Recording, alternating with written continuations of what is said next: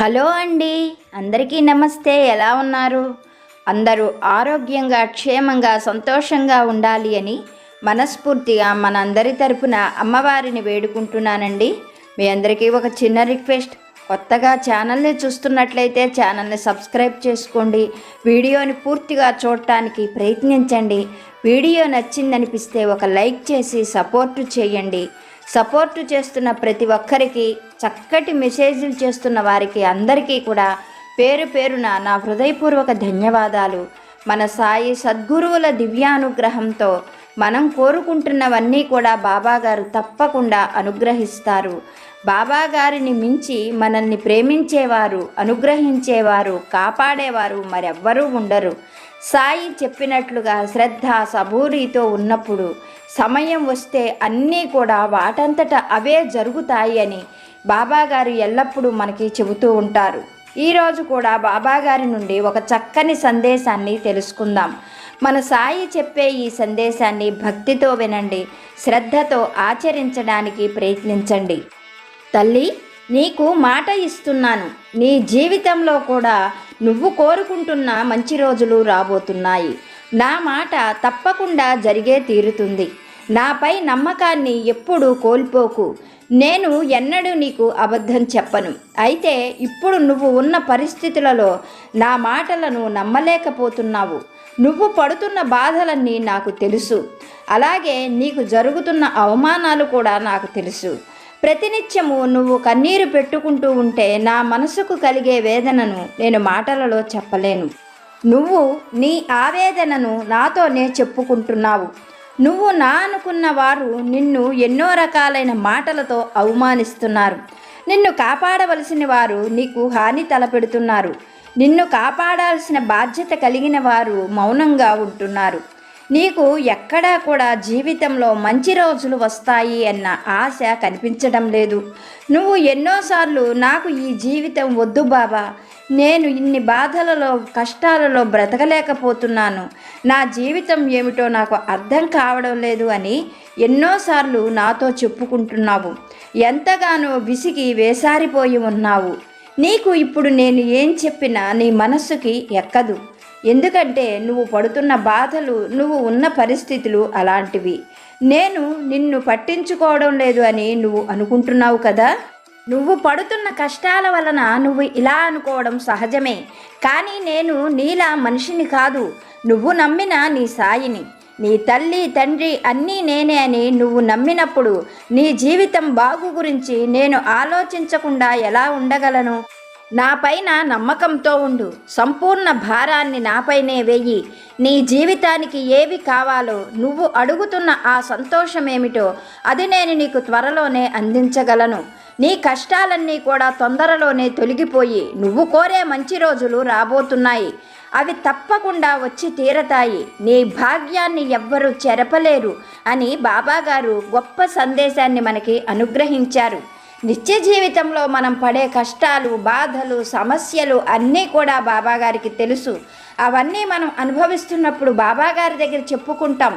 బాబా, నేను ఈ బాధలు పడలేకపోతున్నాను, నాకు ఏదైనా మార్గం చూపించండి, నేను కష్టపడుతున్నాను, అవమానాలు ఎదుర్కొంటున్నాను బాబా, నాకు ఒక దారి చూపించండి అంటూ బాబాగారిని మనం వేడుకున్నప్పుడు బాబాగారు మనల్ని పట్టించుకోకుండా ఎలా ఉంటారు? సంపూర్ణమైన నమ్మకంతో ఉన్నప్పుడు బాబాగారు చూస్తూ ఊరుకోరు, తప్పకుండా సహాయం చేస్తారు. ఆ నమ్మకము, శ్రద్ధ పోగొట్టుకోవద్దు అని సాయి గొప్ప సందేశాన్ని మనకి అనుగ్రహించారు. మన సాయి చెప్పిన ఈ సందేశంలోని సత్యాన్ని ఒక చిన్న కథ రూపంలో బాబాగారి అనుగ్రహంతో తెలుసుకోవడానికి ప్రయత్నం చేద్దాం. వీడియో చూస్తున్న వాళ్ళు మర్చిపోకుండా ఒక్క లైక్ చేయండి, సపోర్టు చేయండి. సపోర్టు చేస్తున్న ప్రతి సాయి బంధువుకి మరొక్కసారి నా హృదయపూర్వక ధన్యవాదాలు. పూర్వం ఒకానొక గ్రామం ఉండేది. ఆ గ్రామము అడవికి, కొండలకు దగ్గరగా ఉండేది. ఆ గ్రామంలో సాంబయ్య అనే కట్టెలు కొట్టేవాడు ఉండేవాడు. అతను ప్రతినిత్యం అడవిలోకి కానీ కొండపైకి కానీ వెళ్ళి కట్టెలు కొట్టుకొని తెచ్చేవాడు. ఆ కట్టెలను ఆ చుట్టుపక్కల గ్రామాలలో అమ్ముకొని వాటితోనే జీవనం సాగిస్తూ ఉండేవాడు. సాంబయ్యకు పెద్దవాళ్ల నుండి వచ్చినటువంటి ఒక చిన్న పెంకుటిల్లు, చుట్టూ చాలా ఖాళీ స్థలము మాత్రమే ఉండేది. అతనికి చెప్పుకోదగిన ఆస్తిపాస్తులు ఏమీ లేవు. కొన్నాళ్లకు సాంబయ్య ఒక అమ్మాయిని వివాహం చేసుకున్నాడు. తరువాత సాంబయ్య దంపతులకు ఒక ఆడపిల్ల జన్మించింది. ఆ పిల్ల పుట్టిన కొన్ని క్షణాలకే సాంబయ్య భార్య అనారోగ్యంతో కన్నుమూసింది. ఆ పిల్లకు సీత అని పేరు పెట్టి సాంబయ్య పెంచుకోవడం మొదలుపెట్టాడు. కానీ అంత చిన్న పిల్లను పెంచడం సాంబయ్యకు సాధ్యం కావడం లేదు. ఏ రోజైనా సరే అడవికి వెళ్ళి, లేకపోతే కొండలపైకి వెళ్ళి కట్టెలు కొట్టి తీసుకొచ్చి వాటిని అమ్మకపోతే ఆ రోజు వారి జీవితం నడవదు. అందువల్ల సాంబయ్యకు పసిపిల్లను చూసుకోవడం, బయటికి వెళ్ళి కట్టెలు కొట్టుకొచ్చుకోవడం రెండూ కూడా చాలా కష్టంగా అనిపించింది. తలకు మించిన భారంగా మారింది. సాంబయ్య పడుతున్న అవస్థలు చూసిన అతని బంధువులు, స్నేహితులు తమకు తెలిసిన వాళ్ళ అమ్మాయిన కాంతమ్మ అనే అమ్మాయితో సాంబయ్యకు మళ్ళీ పెళ్లి చేశారు. కాంతమ్మ మొదట్లో చాలా మంచిగా ఉండేది. సీతను చాలా బాగా ప్రేమగా చూసుకునేది. ఆ అమ్మాయి చిన్నపిల్ల కావడం చేత తనే దగ్గరుండి తిండి తినిపించేది. ఆ పిల్లకు మంచి బట్టలు కట్టేది. చక్కగా జడవేసి తల్లి లేదు అన్న లోటు లేకుండా ఎంతో ప్రేమగా చూసుకునేది. అది చూసిన సాంబయ్య కూడా ఎంతగానో సంతోషించేవాడు. ఇలా ఉండగా కొన్నాళ్లకు కాంతమ్మ మరొక ఆడపిల్లను ప్రసవించింది. ఆ పిల్లకు దుర్గా అని పేరు పెట్టి అపురూపంగా పెంచుకోసాగింది. తనకు పిల్లలు పుట్టడంతో కాంతమ్మ సవితి పిల్ల సీత పైన అసూయ, ద్వేషం పెంచుకుంది. అప్పటి వరకు ఎంతో ప్రేమగా చూసుకున్న సీతను ఆనాటి నుండి ద్వేషించడం మొదలుపెట్టింది కాంతమ్మ. చిన్నపిల్లాని కూడా చూడకుండా సీత చేత ఇంటికి ఇంటెడు చాకిరీ చేయించేది. తమ ఇంటి చుట్టూ చాలా ఖాళీ స్థలం ఉండడం చేత కొన్ని పశువులను కొన్నది కాంతమ్మ. ప్రతినిత్యం సీత పొద్దున్నే నిద్రలేవడం, ఇంటికి ఇంటెడు చాకిరీ చేయడం, ఆ పశువుల దగ్గర శుభ్రం చేసి పాలు పిండటం, బయటకు వెళ్ళి ఆ పాలను అమ్ముకు రావడం, ఆ వచ్చిన డబ్బులు తెచ్చి కాంతమ్మకి ఇవ్వటం సీత ప్రతిరోజు చేస్తూ ఉండేది. సీత ఎన్ని పనులు చేసినా కాంతమ్మకు సీత పైన కోపం మాత్రం పోయేది కాదు. కోపం తట్టుకోలేని కాంతమ్మ సీతను సూటిపోటి మాటలతో హింసించేది. అప్పుడప్పుడు తండ్రి ఇంట్లో లేని సమయంలో సీత పైన చెయ్యి చేసుకునేది. తన కూతురి చేత మాత్రం ఒక్క పని కూడా చేయించేది కాదు. తన కూతురికి మంచి మంచి బట్టలు కొనేది, మంచి ఆహారాన్ని అందించేది. కానీ సీతకు మాత్రం మిగిలిపోయిన సద్దన్నం పెడుతూ ఆ అమ్మాయి వాడేసిన బట్టల్ని సీతకి ఇచ్చేది. ఇలా తన బిడ్డను ఒక రకంగా, సవతి బిడ్డను మరొక రకంగా చూస్తూ ఎన్నో రకాలుగా హింసించేది సవితి తల్లి కాంతమ్మ. అయితే సీత మాత్రం తనకు మంచి రోజులు వస్తాయని, తనను వివాహం చేసుకొని ఎవరైనా సరే ఈ నరకం నుండి తనను తప్పిస్తారు అన్న ఆశతో ప్రతినిత్యం దైవాన్ని ప్రార్థించేది. తనకు మంచి రోజులు వచ్చేటట్లు చెయ్యమని, ఈ సవతి తల్లి పెట్టే బాధలు పడలేకపోతున్నాను అని రాత్రుళ్ళు ఏడుస్తూ దైవాన్ని ప్రార్థించేది. ఇలా కష్టాలతో కాలం జరుగుతూ ఉండగా ఒక పున్నమి నాటి రాత్రివేళ సీతకు ఎంతకీ నిద్ర పట్టలేదు. కాసేపు బయట తిరిగి వస్తే ఆ చల్లగాలికైనా నిద్ర వస్తుందేమో అన్న ఆలోచనతో సీత బయటికి రావడానికి తలుపు దగ్గరకు వచ్చింది. అప్పుడు బయట నుండి తన తండ్రి, తన చిన్నమ్మ మాట్లాడుకోవడం సీతకు వినిపించింది. వాళ్ళు తన గురించే మాట్లాడుకోవడంతో ఏం మాట్లాడుకుంటున్నారో అని ఆ తలుపు దగ్గరే నుంచుంది సీత. తన తండ్రి చిన్నమ్మతో ఈ విధంగా చెప్తున్నాడు: ఈ సంవత్సరం పెద్ద పిల్లకి వివాహం చేస్తాను. తల తాకట్టు పెట్టైన ఒక మంచి సంబంధం చూసి సీతకు వివాహం చెయ్యాలి. ఇప్పటి వరకు సీత ఎన్నో బాధలు అనుభవించింది. వివాహం తర్వాతైనా దాని జీవితం బాగుండాలని నేను అనుకుంటున్నాను అని తన తండ్రి చెప్పడం విన్నది సీత. ఆ వెంటనే తన చిన్నమ్మ తండ్రితో ఈ విధంగా చెప్తుంది: మీకేమైనా ఆలోచన ఉందా? దానికి ఇప్పుడు వివాహం చేస్తే ఈ ఇంట్లో పనంతా ఎవరు చేస్తారు? పశువుల దగ్గర పని ఎవరు చేస్తారు? ఇంటికి ఇంటెడు చాకరీ చేయడం నా వల్ల కాదు. నా కూతురు అస్సలే చెయ్యలేదు. అయినా ఇప్పుడు సీత వివాహానికి తొందరేమొచ్చింది? మీరు నా మాట వినండి. మన కూతురు దుర్గ గురించి ఆలోచించండి. తల తాకట్టు పెట్టైన ఒక గొప్పింటి సంబంధం తెచ్చి దుర్గకి తొందరగా వివాహం చెయ్యండి. నా బిడ్డ ఈ పేదరికంలో కష్టాలు పడలేకపోతుంది. దానికి గొప్పింటి సంబంధం తేవడానికి మనం పగలు రాత్రి కష్టపడాలి. నేను ఆ పశువుల పైన వస్తున్నటువంటి డబ్బంతా కూడా నా కూతురు పెళ్లి కోసం దాచిపెడుతున్నాను. మనం ఇరువురం ఎంత కష్టమైనా సరే దుర్గకు ఒక మంచి సంబంధం చూసి వివాహం చెయ్యాలి. అంతేగాని ఇప్పుడు సీత వివాహం గురించి ఆలోచించకండి. సీత వివాహం చేసుకొని వెళ్ళిపోతే మన ఇంట్లో పనిచేసేవారు ఎవ్వరూ ఉండరు. మన ఇంటి లక్ష్మి కూడా వెళ్ళిపోతుంది. నా మాటలను జాగ్రత్తగా వినండి అంటూ తన చిన్నమ్మ తండ్రితో చెప్పడం విన్నది సీత. ఆ మాటలు విన్న సీతకు కాళ్ళ కింద నేల కదిలిపోయినట్లుగా అనిపించింది.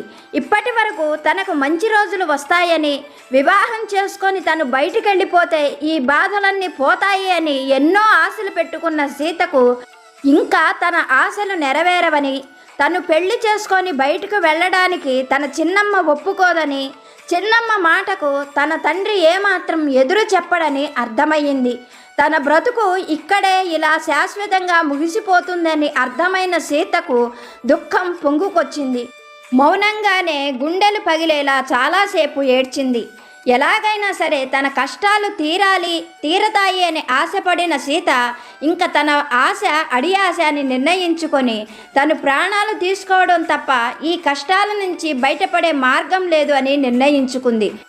అందుకని బాగా ఆలోచించుకున్న సీత అడవిలోకి వెళ్ళిపోతే ఏదైనా క్రూర మృగం తనను చంపి తింటుందని, దాని ఆకలి తీరిన పుణ్యమన్నా తనకు దక్కుతుందని, మరొక జన్మలో అయినా తనకు సంతోషమైన జీవితం భగవంతుడు అనుగ్రహిస్తాడు అని భావించిన సీత మారు మాట్లాడకుండా వెనకకుండా అడవిలోకి వెళ్ళిపోయింది. పున్నమి రాత్రి కావడం చేత దారి బాగా కనిపిస్తుంది. అలా ఎంతో దూరం నడిచిన సీత ఒక మర్రి చెట్టు కింద కూర్చొని తన చిన్ననాటి నుండి జరిగిన విషయాలన్నీ తలచుకొని బాధపడసాగింది. తల్లి పురిటిలో చనిపోయింది. ఆమెతో పాటు నేను కూడా చనిపోయి ఉంటే ఈరోజు ఇన్ని బాధలు పడేదాన్ని కాదు కదా. ఏదైనా ఒక క్రూర మృగం తనను తింటుందేమో అన్న ఆశతో వెక్కి వెక్కి ఏడుస్తూ కూర్చుంది. ఎంతసేపటికి ఏ మృగము రాకపోవడం చేత ఆ దగ్గరలో కనిపిస్తున్న బావిని చూడగానే సీతకు ఒక ఆలోచన కలిగింది. ఆ బావిలో పడి చనిపోతే తన ప్రాణాలు పోతాయి కనుక తనకు ఇంకా ఈ బాధలు ఉండవు అని అనుకున్నటువంటి సీత అందులో దూకటం కోసం గబగబా బావి దగ్గరకు వెళుతూ ఉన్నది. సీత కూర్చున్న మర్రి చెట్టు పైన ఎప్పటి నుండో ఒక ముసలి పిశాచం నివాసం ఉంటున్నది. సీత ఆ చెట్టు కింద కూర్చోవడం, తన తల్లి లేదని తను పడుతున్న బాధలు తలుచుకొని ఏడవడం అన్నీ ముసలి పిశాచం గమనిస్తూనే ఉన్నది. ఎలాగైనా సరే సీతకి ధైర్యం చెప్పాలి అని ముసలి పిశాచం అనుకుంటున్నది. కానీ ఇంతలోనే సీత ఆ బావిలో పడి చనిపోవాలి అనుకుంటున్న విషయం గమనించిన ముసలి పిశాచం ఎలాగైనా సరే సీతను కాపాడాలి అని నిర్ణయించుకుంది. సీత గబగబా బావి దగ్గరికి వెళుతూ ఉండడంతో ఒక్కసారిగా ముసలి పిశాచం సీత ముందుకు వచ్చి నుంచుంది. చనిపోవాలి అనుకుంటున్న సీతకు ఆ ముసలి పిశాచాన్ని చూసినా ఏమాత్రము భయం కలగలేదు. అప్పుడు ఆ ముసలి పిశాచం సీతతో, ఓ అమ్మాయి, ఎందుకు చనిపోవాలనుకుంటున్నావు? నువ్వు పడుతున్న బాధలన్నీ నాకు తెలుసు. నీ కష్టాలు తొలగిపోయే మార్గం నేను చెబుతాను. దానికోసమని నువ్వు చనిపోవాల్సిన అవసరం లేదు. ఎంతో పుణ్యం చేసుకుంటే తప్ప మానవ జన్మ రాదు. అటువంటి మానవ జన్మను కష్టాలు కోర్చుకోలేక ఇలా అర్ధాంతరంగా ముగించడం ఏమాత్రం బాగుండలేదు. ఇంక నుండి నీ కష్టాలు, అవమానాలు అన్నీ కూడా నీకు బహుమానాలుగా మార్చేందుకు ఈ రోజు నుండే నీకు మంచి రోజులు రాబోతున్నాయి. ఒక్క క్షణం నువ్వు ఇక్కడే ఉండు అంటూ గబాల్న పిశాచం బావిలోకి దూకింది. మరుక్షణమే ఒక గోతాన్ని తీసుకొని బయటకు వచ్చి ఆ గోతాన్ని సీతకిస్తూ, ఓ అమ్మాయి, ఇహ నుండి మీ పిన్ని నిన్ను తిట్టినప్పుడల్లా ఒక్క తిట్టు వరహాగా మారి ఈ సంచిలోకి వచ్చి చేరతాయి. నీ పెళ్లి చేయడానికి డబ్బు ఖర్చు చేయడం దేనికి అని మీ పిన్నమ్మ అన్నది కదా. ఇప్పుడు నీ పెళ్లి కోసం ఎవ్వరూ ఖర్చు పెట్టవలసిన అవసరం లేదు. ఈ డబ్బుతో పాటుగా త్వరలోనే నువ్వు కూడా ఊహించని వ్యక్తితో నీ వివాహం జరుగుతుంది. నా మాటలపైన నమ్మకం ఉంచు. ఆత్మహత్యా ప్రయత్నం విరమించుకొని ఇంటికి వెళ్ళిపో అన్నది పిశాచం. పిశాచం చెప్పే మాటలు సీతకు బ్రతుకుపైన ఆశని కలిగించాయి. సీత పిశాచానికి కృతజ్ఞతలు చెప్పుకుంటూ, చనిపోయిన నా తల్లే నీ రూపంలో నాకు మేలు చేసేందుకు ఇలా వచ్చింది, నీ మేలు జన్మలో మర్చిపోలేను అంటూ పిశాచమిచ్చిన గోతాన్ని తీసుకొని సీత వడివడిగా ఇంటికి చేరుకుంది. అటు తర్వాత ఆ గోతాన్ని గొడ్ల సావిట్లో ఉన్న అటక మీద పెట్టేసింది. ఇంకా చీకటిగానే ఉండడంతో సీత లోపలికి వెళ్ళి పడుకుంది. తెల్లవారుతూ ఉండగా కాంతమ్మ తిట్ల దండకంతో కానీ సీతకు మెలకువ రాలేదు. కాంతమ్మ అలా తిడుతూ ఉండగానే సీతకు అనుమానం వచ్చి గబగబా గొడ్ల సావిట్లోకి వెళ్ళి పిశాచం తనకిచ్చిన గోతాన్ని తెరిచి చూసింది. అందులో మిలమిలా మెరుస్తూ బంగారు నాణ్యాలు కనిపించాయి. ఆ బంగారు నాణ్యాలు చూడగానే సీతమొహం ఆనందంతో వెలిగిపోయింది.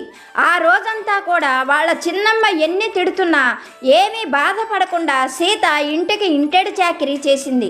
గొడ్ల దగ్గర చేయవలసిన పనంతా కూడా చేసింది.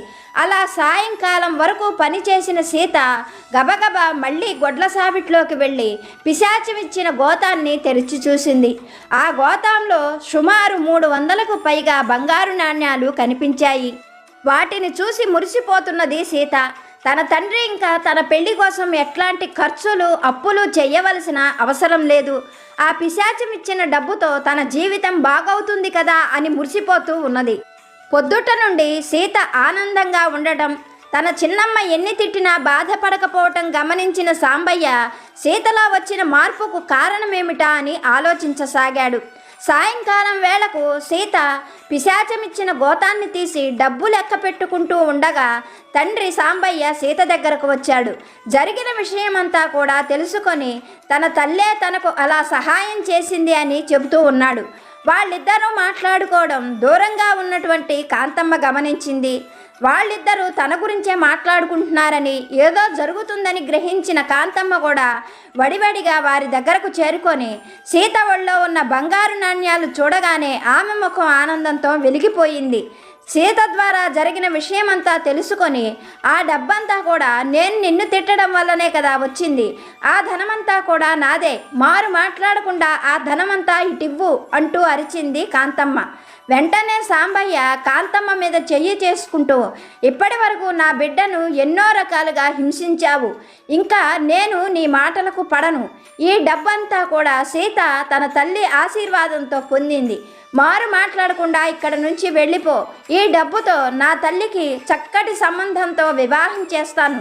నువ్వు ఇంటి పని చేసుకుంటావో చేసుకోవో నువ్వు నీ కూతురే నిర్ణయించుకోండి అంటూ ఆ డబ్బంతా తీసుకొని సాంబయ్య అక్కడి నుండి వెళ్ళిపోయాడు. సాంబయ్య అలా అరుస్తూ వెళ్ళిపోయేసరికే కాంతమ్మకు ఏం చేయాలో అర్థం కాలేదు. ఎలాగైనా సరే అదే భాగ్యం తన కూతురు దుర్గకు కూడా కావాలి అని ఏం చెయ్యాలా అని ఆలోచిస్తూ సీత దగ్గర నుండి వెళ్ళిపోయింది కాంతమ్మ. ఇలా ఉండగా సాంబయ్య ఉంటున్న ఊరితో పాటుగా మరిన్ని గ్రామాలు కలిసి ఒక జమీందారు ఏలుబడిలో ఉండేవి.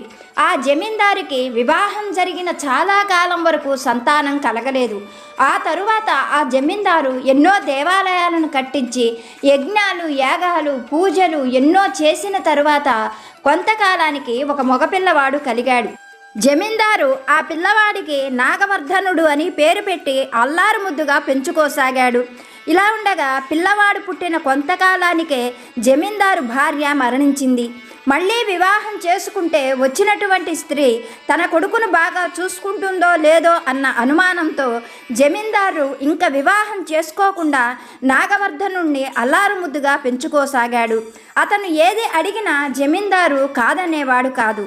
నాగవర్ధనుడు చదువు సంధ్యలలోనూ తెలివితేటలలో అందచందాలలో ఎంతో చురుకుగా ఉండేవాడు.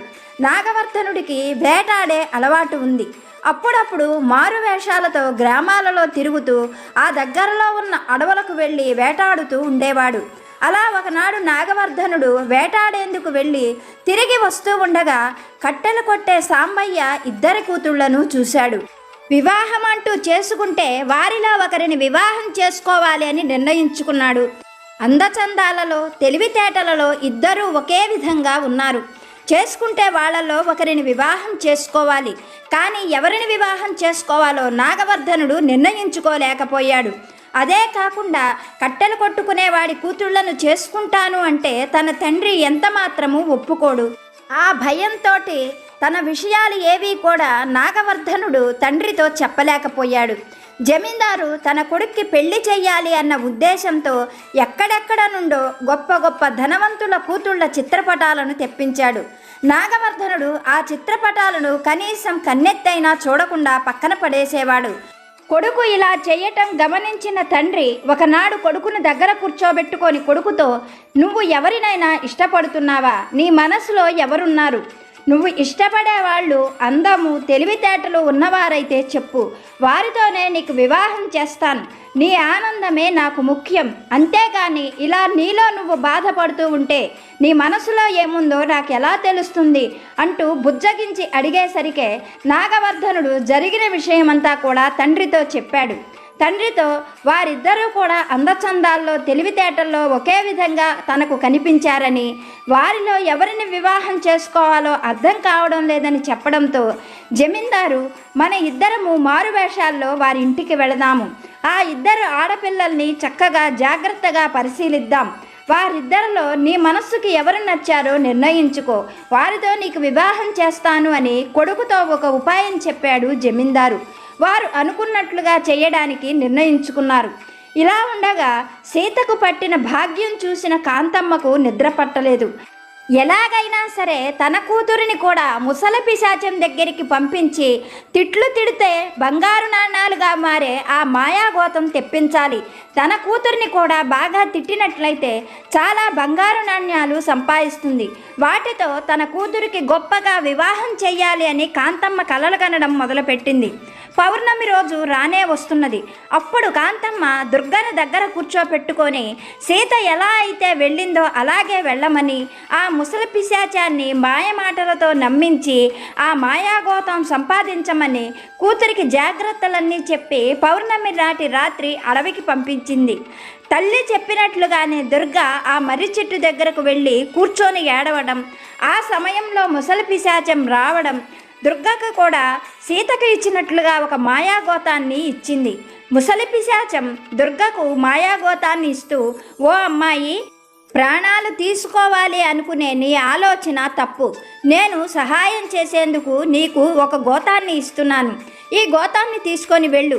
నిన్ను నీ తల్లి తిట్టినప్పుడల్లా ఈ గోతాంలోకి ఒక బంగారు నాణ్యం వచ్చి చేరుతుంది. ఆ ధనంతో హాయిగా వివాహం చేసుకొని సంతోషంగా ఉండు. అంతేగాని ప్రాణాలు తీసుకునే ఆలోచనలు చెయ్యబాక అన్నట్లు చెప్పడం మర్చిపోయాను. ఈ గోతం ఒక్క పౌర్ణమికి మాత్రమే ఉపయోగపడుతుంది. ఆ తరువాత రోజు నుండి ఇది దాని మహిమను కోల్పోతుంది అని జాగ్రత్తలు చెప్పి ముసలి పిశాచం దుర్గను ఇంటికి పంపించింది. అలా మాయాగోతంతో ఇంటికి చేరుకున్న దుర్గను చూసి కాంతమ్మ ఎంతగానో సంతోషించింది. తాము తెలివితేటలతో ముసలి పిశాచాన్ని బోల్తా కొట్టించామని, మాయాగోతాన్ని సంపాదించామని, రేపు పొద్దుటి నుండి ఆ మాయాగోతాన్ని వినియోగించి పౌర్ణమి మహిమతో చాలా బంగారు నాణాలు సంపాదించాలి అని తల్లి కూతురు ఇద్దరూ కూడా గట్టిగా నిర్ణయించుకున్నారు. అనుకున్నట్లుగానే మరునాడు పొద్దుటి నుండే కాంతమ్మ కూతురు దుర్గని అనరాని మాటలు, కఠినమైన మాటలు తిట్టడం మొదలుపెట్టింది. ఇది ఇలా జరుగుతూ ఉండగానే జమీందారు అతని కొడుకు మారు వేషాలతో సాంబయ్య ఇంటికి వచ్చారు. అతిథులుగా వచ్చిన వారిని చూడగానే సాంబయ్య పెద్ద కూతురు సీత వారి కోసం బయట మంచం వేసింది. చల్లటి మజ్జిగ కలిపిచ్చింది. సీత వినయము, అందచందాలు చూసిన జమీందారు కూడా ఎంతగానో ముచ్చటపడ్డాడు. నాగవర్ధనుడైతే సీతనే వివాహం చేసుకోవాలి అని అనుకున్నాడు. ఇది ఇలా ఉంటే లోపల కాంతమ్మ బంగారు నాణేల కోసం దుర్గకు గొప్ప సంబంధం తెచ్చి పెళ్లి చేయాలి అన్న ఉద్దేశంతో కూతురి దుర్గని తిట్టకుండా తిడుతూనే ఉన్నది. కొంతసేపటి తర్వాత జమీందారు తన కొడుకుతో, లోపల మరొక అమ్మాయి ఉన్నదన్నావు కదా, ఆ అమ్మాయిని కూడా బయటికి పిలుద్దాము. ఆ అమ్మాయిని కూడా ఒక్కసారి బాగా చూస్తే ఎవరిని వివాహం చేసుకోవాలో నువ్వు నిర్ణయించుకోవచ్చు కదా అని కొడుకుతో చెప్పాడు. అప్పుడు నాగవర్ధనుడు తండ్రితో, నాన్న, కన్న తల్లి చేత అన్ని తిట్లు తింటున్న ఆ అమ్మాయిని ఎవరైనా వివాహం చేసుకోవాలని కోరుకుంటారా? కనుక నేను ఈ అమ్మాయినే వివాహం చేసుకుంటాను. నేను ఇంకా నిర్ణయించుకున్నాక మరొక మాట ఉండదు అంటూ తండ్రితో పాటుగా అక్కడ నుండి వెళ్ళిపోయాడు. తరువాత కాంతమ్మ ఆ రోజంతా కూతురు దుర్గని తిడుతూనే ఉన్నది. పౌర్ణమి ఘడియలు పూర్తయ్యేసరికి పిశాచం ఇచ్చిన గోతాం దగ్గరకు వెళ్ళి తల్లి కూతురు గోతాంలో చూసుకున్నారు. సుమారుగా 1000 బంగారు నాణాలు కనిపించేసరికి కాంతమ్మ ముఖం ఆనందంతో వెలిగిపోయింది. సీతకు 300 బంగారు నాణాలు పోగైతే తన కూతురు దుర్గకు 1000 బంగారు నాణాలు పోగయ్యాయి. వాటితో దుర్గకు గొప్ప సంబంధం తెచ్చి వివాహం చెయ్యవచ్చు అని కాంతమ్మ సంతోషంతో పొంగిపోయింది. ఇలా ఉండగా సాంబయ్య ఇంటికి మర్నాడు జమీందారు ఇంటి నుండి ఒక పల్లకీ వచ్చింది. అందులో విలువైన నగలు, వస్త్రాలతో పాటుగా పల్లకీతో వచ్చిన మనిషి జరిగిన విషయమంతా సాంబయ్యతో చెప్పి సీతను అతని కుటుంబాన్ని కూడా జమీందారు ఇంటికి తీసుకొని వెళ్ళారు. జరుగుతున్నదంతా కూడా ఒక మాయలాగా అనిపిస్తున్నది కాంతమ్మకు. జమీందారు కొడుకుతో సీత వివాహం జరిగిన తరువాత జమీందారు కొడుకు కాంతమ్మకు జరిగిన విషయమంతా చెప్పాడు. జమీందారు కొడుకు చెప్పే మాటలు వింటున్న కాంతమ్మకు నెత్తిన పిడుగు పడ్డట్లయింది. తను చేసిన తప్పేమిటో అప్పుడు కానీ కాంతమ్మకు అర్థం కాలేదు. ఆ రోజు తన కూతుర్ని అలా తిట్టి ఉండకపోయి ఉంటే తన కూతురే జమీందారు ఇంటి కోడలయ్యేది. తను చేసిన తప్పుల వల్లే తన కూతురి జీవితం పాడైపోయింది అని తలుచుకొని కాంతమ్మ ఎంతగానో బాధపడింది. తరువాత సీత కాంతమ్మను ఓదార్చి తనలాగే ఒక మంచి కుటుంబానికి దుర్గని కోడల్ని చేస్తాను అని చెప్పి కాంతమ్మకు మాటిచ్చింది. మన సాయినాథుడు చెప్పేటువంటి అద్భుతమైన సందేశం ఇదే. ఎవరు చేసిన తప్పు వారికే శాపంగా పరిణమిస్తుంది. నలుగురి మంచి కోరేవారికి ఎప్పుడూ మంచే జరుగుతుంది అని బాబాగారు గొప్ప సందేశాన్ని మనకి అనుగ్రహించారు. ఇప్పటి వరకు వీడియో చూసిన మీ అందరికీ పేరు పేరున హృదయపూర్వక ధన్యవాదాలు. వీడియో నచ్చితే ఒక లైక్ చేయండి. మరొక మంచి వీడియోతో బాబాగారి సందేశంతో మళ్ళీ కలుసుకుందాం. సర్వేజన సుఖినో భవంతు.